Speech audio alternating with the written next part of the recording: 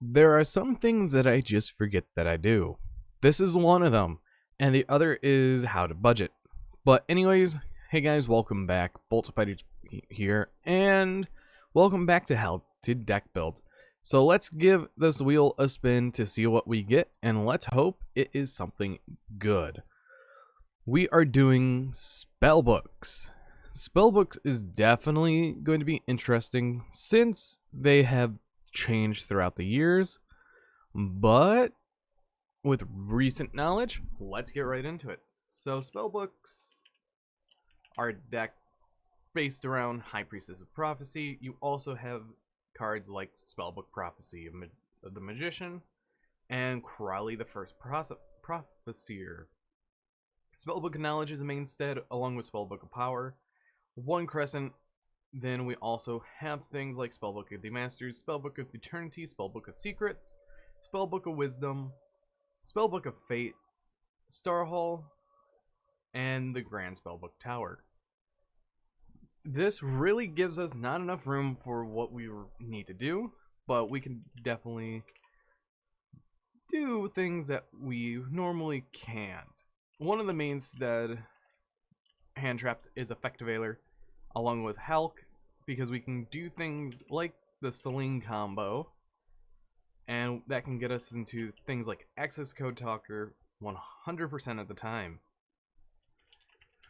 Then we can do a huge Nightmare package because we really don't have much of an extra deck to utilize, which is nice. And we could just fill the deck with other cards like Boral Sword Dragon. We can also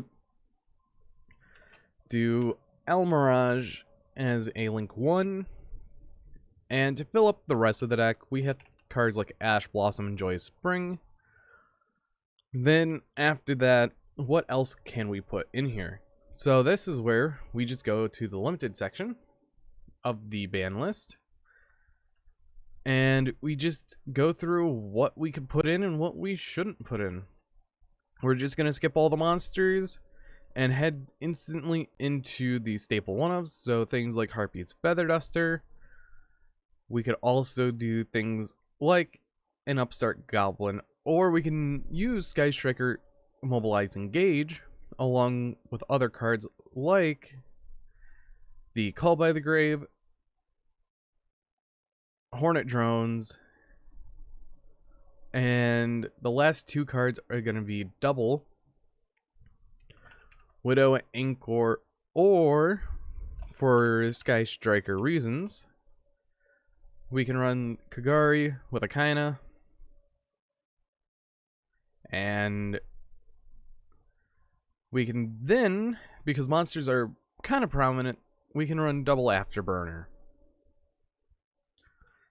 Now, some of the cards we really don't need three of. We don't need three High Priestess because that's one of the cards that you kind of don't want to brick into, even though she's not a brick. So we could put things like Jamming Waves.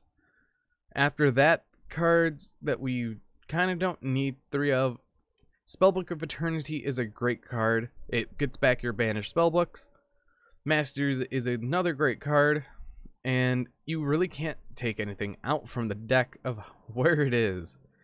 I guess you could take Star Hall away because it's not really necessary anymore. And I'm actually going to run multiple Kagari because we have the option to actually run it. Now, we don't need Terraforming because Spellbook of Secrets is our Terraforming. So we can do another Sky Striker card, and that's going to be Eagle Booster. And let's see how this deck is. So first, for our test hand, we open up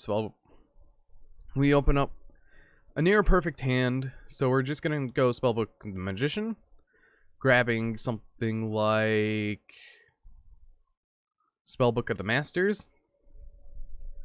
We're activating Secrets. Secrets is a great card, so we can go Spellbook of Fate. We can activate our Masters, revealing something like Tower, copying our Secrets, getting to the knowledge that we need so we can get a couple extra draws and a couple extra spell cards in the graveyard. And we get fate, a second fate, so we could just set those, and that's pretty much the first turn. The deck is still underwhelming of how it is, but with how spellbooks work, they can brick, other times they don't. So with this deck, you really have to be careful on how you pilot it, since many things can happen. It is one of the easier how to deck builds that you could do, but do I really recommend playing spellbooks currently? I would have to say not right now, since they do die to one hand trap quite easily, which is quite sad. But we get so much into the graveyard, which is nice, but I know this deck can be better. It could be built better. Like dropping power down to 2, dropping something like, I don't know, Eternity down to 1, but you kind of do need Eternity. So you could drop something like Fate down or Tower down. And this would really be the final build of what the deck would look like. But anyways, if you guys did enjoy this video, hit that like button down below. And if you want to see more, please subscribe for future content, as I upload every day at 1 o'clock p.m. Eastern Standard Time. And if you want to see more content like this, please subscribe. But see you guys in the next video.